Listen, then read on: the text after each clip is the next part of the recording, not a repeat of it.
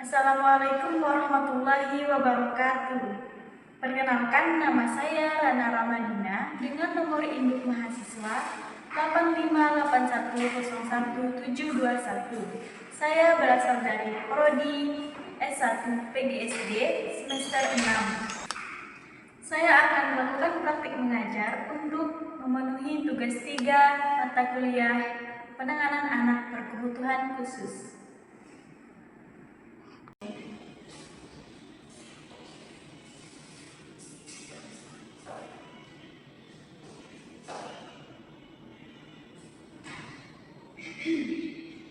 Assalamualaikum warahmatullahi wabarakatuh. Waalaikumsalam warahmatullahi wabarakatuh. Selamat pagi semuanya. Pagi, Bu.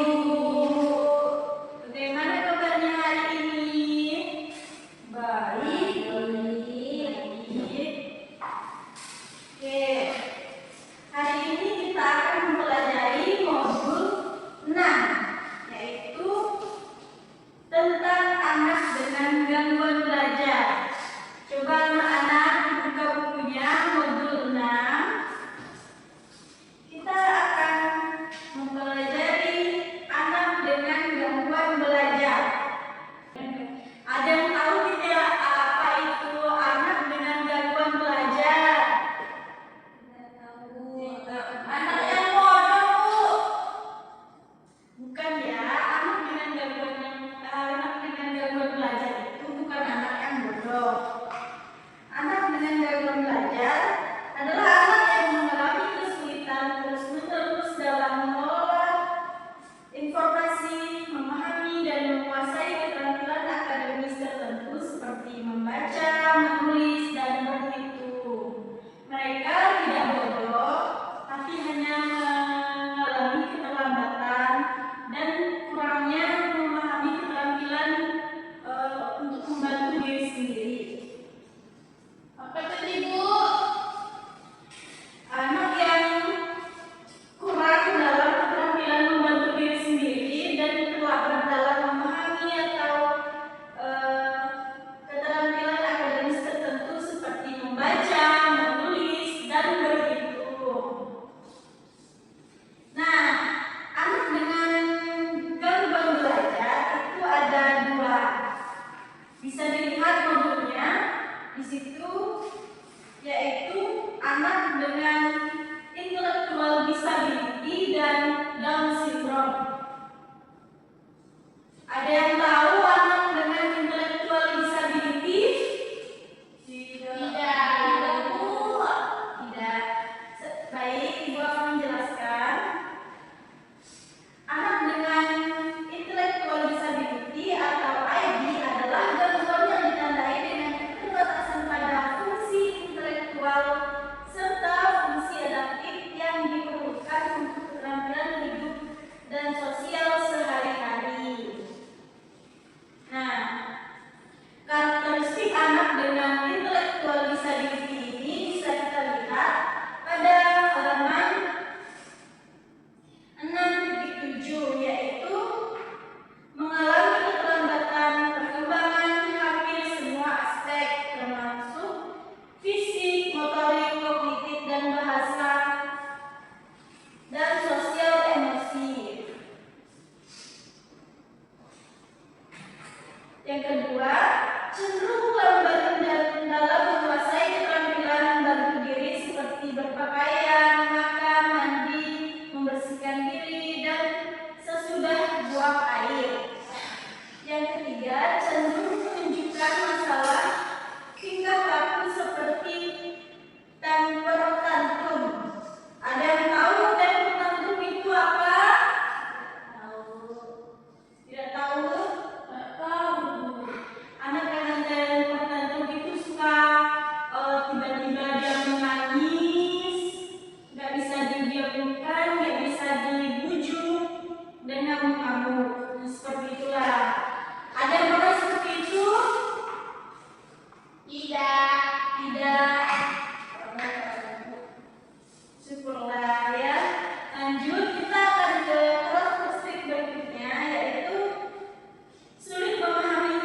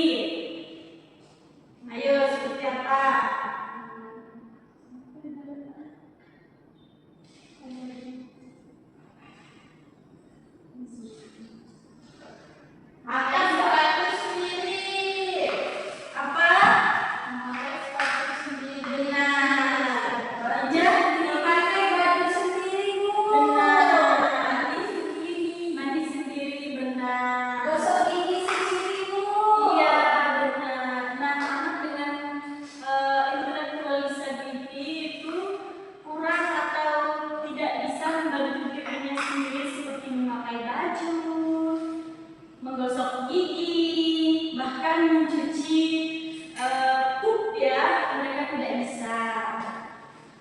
Nah, untuk penanganan anak dengan intellectual disability bisa dengan berbicara perlahan dan bertahap, memberikan instruksi yang perlahan dan bertahap.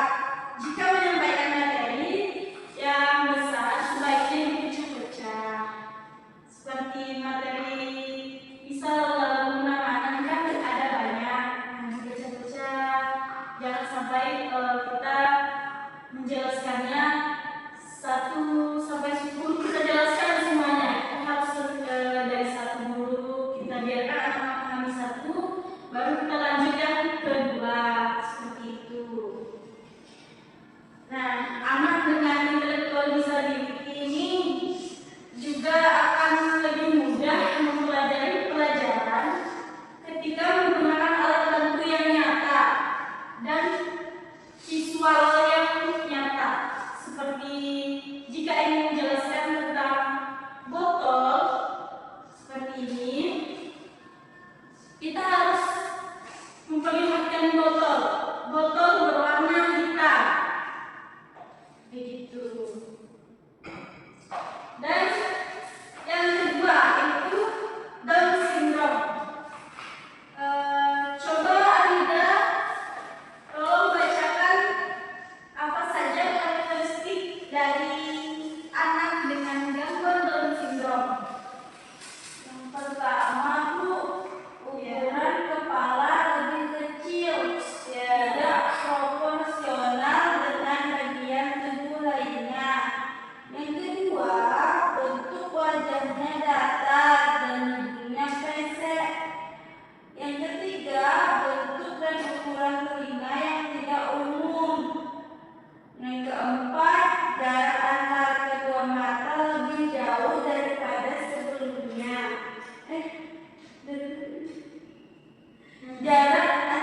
Yang keempat, jarak antara kedua mata lebih jauh daripada umumnya.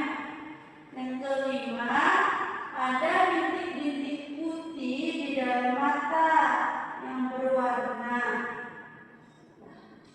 Nah, dari karakteristik tersebut bisa kita lihat perbedaan antara intellectual disability dan Down syndrome. Jadi, anak dengan kondisi Down syndrome ini adalah anak dengan kromosom tambahan di kromosom ke-21 yang mempengaruhi jalannya perkembangan dan menyebabkan anak-anak penyandang Down syndrome menunjukkan karakteristik yang khas dan yang paling umum, yaitu di fisik.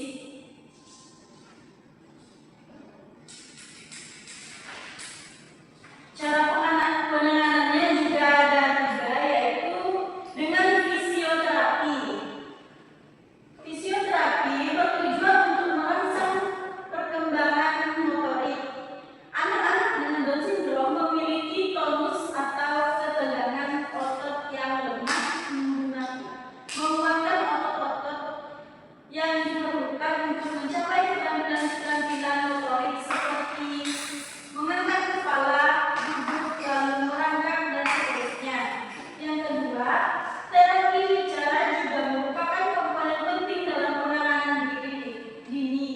Melalui terapi bicara, anak dengan Down syndrome akan dirancang untuk melatih keterampilan prabahasa seperti kemampuan menirukan suara, keterampilan visual, menatap wajah dan objek, kemampuan mendengarkan suara, dan kemampuan oral motor seperti menggerakkan lidah, bibir, meniup, menelan, dan menghisap.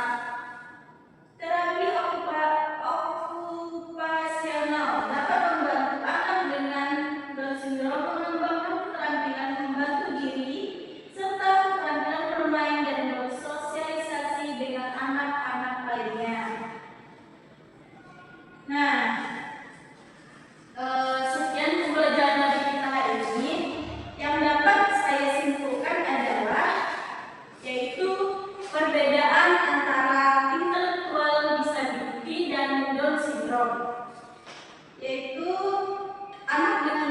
syndrome umumnya untuk segala kondisi yang ditandai dengan fungsi kecerdasan IQ atau IQ di bawah rata-rata. Sedangkan Down syndrome adalah kelainan genetik spesifik bawaan akibat kelebihan kromosom 21 yang secara otomatis menyebabkan disabilitas intelektual. Jadi sekian